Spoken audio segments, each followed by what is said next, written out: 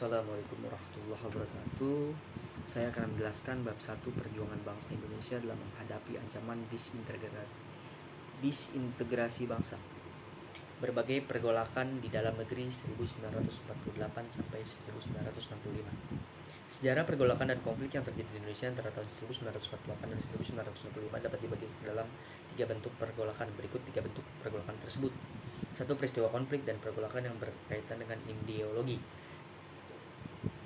Peristiwa yang termasuk dalam kategori ini seperti peristiwa pemberontakan PKI Madiun, pemberontakan DI dan TII, dan peristiwa G30 SPKI. Berikut peristiwa dan pergolakan yang berkaitan dengan ideologi. A. Pergolakan PKI Madiun. Terjadinya pemberontakan PKI Madiun berawal dari upaya yang dilakukan oleh Amir Syarifuddin untuk menjatuhkan Kabinet Hatta.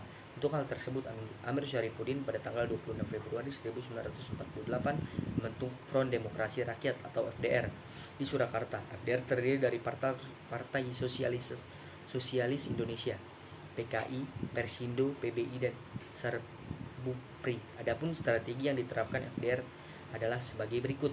FDR berusaha menumbuhkan ketidakpercayaan rakyat terhadap pemerintah dengan cara melakukan pemogokan umum dan berbagai bentuk pengacauan.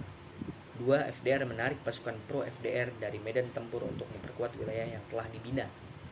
3. FDR menjadikan Madiun sebagai basis pemerintahan dan Surakarta sebagai daerah kacau untuk mengalihkan perhatian dan menghadang TNI.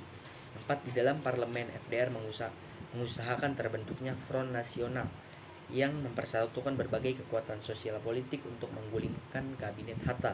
Kegiatan FDR dikendalikan oleh PKI sejak Musso kembali dari Uni Soviet. Atas anjuran dari Musso, partai yang tergabung dalam FDR meleburkan diri dalam PKI. Selanjutnya, PKI menyusun Politbiro Dewan Politik dengan ketuanya Musso dan Sekretaris Pertahanan Amir Syarifuddin. Dalam rangka untuk menjatuhkan wibawa pemerintah, Musso dan Amir Syarifuddin berkeliling ke sejumlah kota di Jawa Tengah dan Jawa Timur untuk mempropagandakan PKI beserta programnya sambil menjelek-jelekan pemerintah. PKI mempertajam persaingan antara pasukan TNI yang pro PKI dan pro pemerintah. Adanya persaingan tersebut tuntut memicu terjadinya pemberontakan PKI Madiun atau Madiun Affair. Di Surakarta pada tanggal 11 September 1948 terjadi pemberontakan antara pasukan pemerintah Republik Indonesia Divisi Siliwangi dan pro PKI Divisi 6. Untuk mengatasi hal tersebut, pemerintah menunjuk Kolonel Gatot Subroto sebagai gubernur militer meliputi daerah Surakarta, Pati, Semarang, dan Madiun. Akhirnya pada tanggal 17 September 1948, pasukan pro PKI mundur dari Surakarta. Ternyata kejadian di Surakarta tersebut hanya untuk mengalihkan perhatian. Pada waktu kekuatan TNI terjun ke Surakarta, Sumarsono dan Persindo dan Letnan Kolonel Dahlan dari Brig 29 yang pro PKI melakukan perebutan kekuasaan di Madiun. Pada tanggal 18 September 1948, tindakan PKI tersebut disertai dengan penangkapan dan pembunuhan pejabat sipil, militer, dan pemuka masyarakat. Kemudian mereka mendirikan pemerintah Soviet Republik Indonesia di Madiun. Pada waktu kudeta berlangsung di Madiun, Musso dan Amir Syarifuddin sedang berada di Purwodadi. Kemudian mereka ke Madiun mendukung kudeta yang mengambil alih pimpinan secara resmi diproklamasikan berdirinya Soviet Republik Indonesia. Semua yang dilakukan oleh Musso dan Amir Syarifuddin tersebut memperjelas bahwa pemberontakan di Madiun didalangi oleh PKI. Untuk mengatasi pemberontakan tersebut, pemerintah bersikap tegas. Presiden Soekarno memberikan pihak kepada rakyat ikut Musso dengan PKI-nya atau ikut Soekarno. Hatta tawaran Presiden Soekarno tersebut disambut dengan sikap pendukung pemerintah Republik Indonesia. Selanjutnya, pemerintah menginstruksikan kepada Kolonel Sadikin dari Divisi Siliwangi untuk merebut kota Madiun. Kota Madiun diserang dari 2 arah. Dari barat diserang oleh pasukan Siliwangi dan dari arah timur diserang oleh pasukan yang dipimpin oleh Kolonel Sunggono. Dengan bantuan rakyat pada tanggal 30 September 1948, kota Madiun berhasil dikuasai TNI. Musso tertembak dalam pengajaran di Ponorogo dan Amir Syarifuddin tertangkap di Purwodadi. Kemudian dilakukan operasi pembersihan di daerah-daerah pada bulan Desember 1948. Operasinya dinyatakan selesai. B. Pemberontakan Darul Islam Tentara Islam Indonesia DI dan TII. 1. Pemberontakan DI dan TII di Jawa Barat. Pelopor gerakan DI TII adalah Karmaji Marijan Kartosuwiryo dan Dengan ditandatanganinya perjanjian Renville pada tanggal 8 Desember 1947 membuat pasukan TNI harus hijrah dari Jawa Barat ke Jawa Tengah. Namun kepindahan tersebut tidak diikuti oleh pasukan Hizbullah dan Sabilillah yang dipimpin SM Kartosuwiryo. Menurut SM Kartosuwiryo, tidak seharusnya Republik Indonesia melepaskan Jawa Barat kepada Belanda serta berjuang bersama dalam mencapai kemerdekaan. SM Kartosuwiryo kecewa dan tidak mengakui lagi keberadaan Republik Indonesia, dan kemudian memproklamasikan Perjanjian Negara Islam Indonesia atau NII pada tanggal 7 Agustus 1949 di Desa Cisayaung, Tasikmalaya, Jawa Barat. SM Kartosuwiryo membentuk Tentara Islam Indonesia TII dengan markasnya di Gunung Geber. TII berdiri dari Laskar Hizbullah dan Sabilillah. Kembalinya pasukan Siliwangi dari Jawa Tengah menimbulkan berontakan dengan TII untuk menumpas gerakan tersebut. Pemerintah mulai tanggal 27 Agustus 1959 melakukan operasi militer di bawah pimpinan Ibrahim Aji, Pangdam Siliwangi. Operasi tersebut bernama Operasi Pagar Betis dan berhasil menangkap SM Kartosuwiryo di Gunung Geber, Majalengka, Jawa Barat pada tanggal 4 Juni 1962. SM Kartosuwiryo diadili dan dijatuhi hukuman mati. 2. Pemberontakan DITI di Jawa Tengah.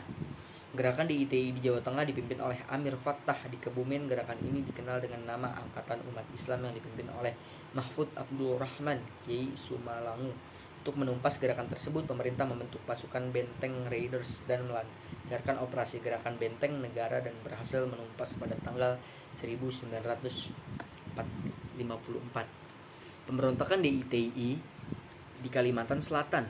Pemberontakan DITI yang terjadi di Kalimantan Selatan dipimpin oleh Ibnu Hajjar, mantan Letnan II TNI.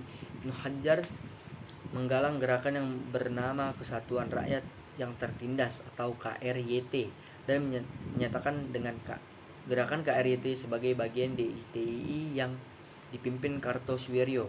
KRYT sejak pertengahan bulan Oktober 1950 menyerang pos-pos TNI dan mengacaukan sejumlah wilayah di Kalimantan Selatan. Awalnya pemerintah memberi kesempatan kepada pemberontak untuk menyerahkan diri. Hal itu dimanfaatkan oleh Ibnu Hajjar untuk mengelabui pemerintah agar memperoleh senjata. Setelah terpenuhi keinginannya, Ibnu Hajjar bertindak tegas. Ibnu Hajjar kembali memberontak. Untuk menghadapi pemberontakan tersebut, pemerintah bertindak tegas dengan melaksanakan operasi militer. Akhirnya Ibnu Hajjar ditangkap pada bulan Juli 1963. 2 tahun kemudian diadili oleh Mahkamah Militer dan dijatuhi hukuman mati. 4. Pemberontakan DITI di Sulawesi Selatan. Pemberontakan DITI di Sulawesi Selatan meletus sejak tahun 1951 dan dipimpin oleh Kahar Muzakkar. Munculnya gerakan DITI tersebut bermula dari Kahar Muzakkar menempatkan laskar-laskar rakyat Sulawesi Selatan ke dalam lingkungan APRIS, Angkatan Perang Republik Indonesia Serikat. Selanjutnya Kahar Muzakkar berkeinginan untuk menjadi pemimpin APRIS di daerah Sulawesi Selatan. Pada tanggal 30 April 1950, Kahar Muzakkar mengirim surat kepada pemerintah pusat. Dalam surat tersebut, Kahar Muzakkar menyatakan agar semua anggota dari KGSS, Komando Gerilya Sulawesi Selatan, dimasukkan dalam APRIS. Kahar Muzakkar juga mengusulkan pembentukan Brigjen Hasanuddin, namun pemerintah Kahar Muzakkar tersebut ditolak oleh pemerintah pusat. Untuk menghindari hal-hal yang tidak diinginkan, pemerintah pusat bernama dengan pimpinan APRIS mengeluarkan kebijakan dengan memasukkan semua anggota KGSS ke dalam Korps Janangan Nasional atau CTN, dan Kahar Muzakkar diangkat sebagai pimpinan dengan pangkat letnan kolonel. Kebijakan pemerintah tersebut tidak memuaskan Kahar Muzakkar. Pada tanggal 17 Agustus 1951, Kahar Muzakkar menyatakan bahwa wilayah Sulawesi Selatan menjadi bagian dari negara Islam Indonesia dipimpin Kartosuwiryo. Untuk mengatasi pemberontakan tersebut, pemerintah bertindak tegas dengan mengadakan operasi militer. Penumpasan tersebut mengalami berbagai kesulitan, tetapi akhirnya pada bulan Februari 1965 Kahar Muzakkar berhasil ditembak, dan pada bulan Juli 1965 orang kedua setelah Kahar Gerungan dapat ditangkap. Peristiwa tersebut mengakhiri pemberontakan DITI di Sulawesi Selatan. CG30 SPKI. Pertentangan antara PKI dan Angkatan Darat.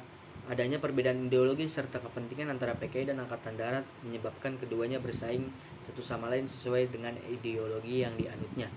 PKI berkepentingan merintis berdirinya negara komunis. Adapun Angkatan Darat sebagai kekuatan pertahanan negara dan berkepentingan mengamankan Pancasila sebagai dasar negara. Pada bulan Januari 1965, PKI mengajukan gagasan pembentukan Angkatan Kelima. Gagasan tersebut berisi tuntutan agar kaum buruh dan tani dipersenjatai. Hal tersebut dilakukan untuk menggalang kekuatan menghadapi neokolonial imperialisme atau neoklim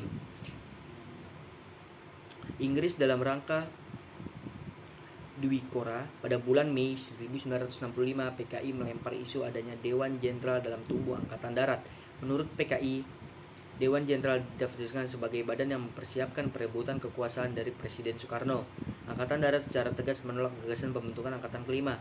Menurut Menteri Pangdat Letnan Jenderal Ahmad Yani, pembentukan Angkatan 5 tidak efisien dan merugikan revolusi Indonesia. Penolakan pembentukan Angkatan Kelima dinyatakan pula oleh Laksamana Muda Marta Dinata atas nama Angkatan Laut.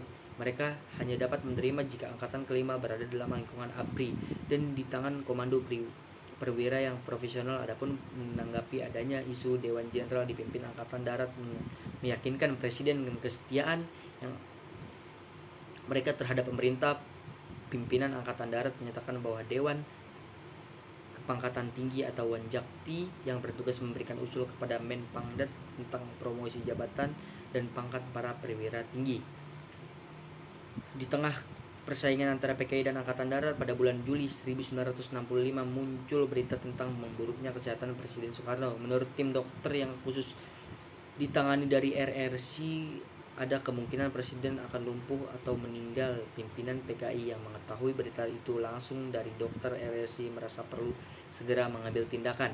2. Pemberontakan G30S PKI. Letnan Kolonel Untung sebagai pimpinan gerakan memerintahkan kepada seluruh anggota gerakan untuk mulai bergerak pada dini hari tanggal 1 Oktober 1965.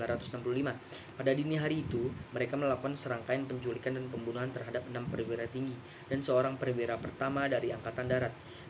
Para perwira Angkatan Darat tersebut disiksa dan dibunuh, yang kemudian dimasukkan ke dalam satu sumur tua di Lubang Buaya yang terletak di sebelah selatan Pangkalan Udara Utama Halim Perdana Kusuma.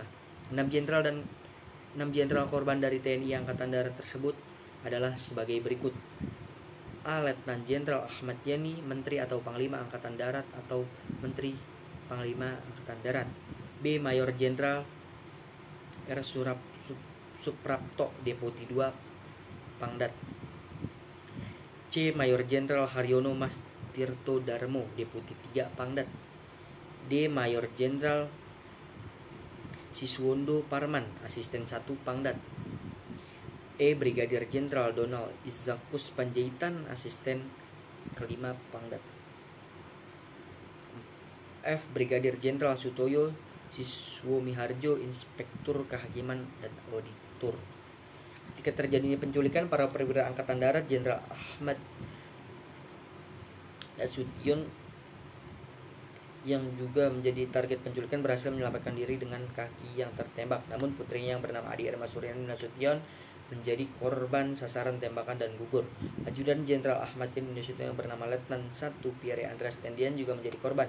Sedangkan pembantu Letnan Polisi Karel 1 Slit Tubun gugur pada saat melakukan perlawanan terhadap gerombolan yang berusaha menculik Jenderal A.H. Nasution.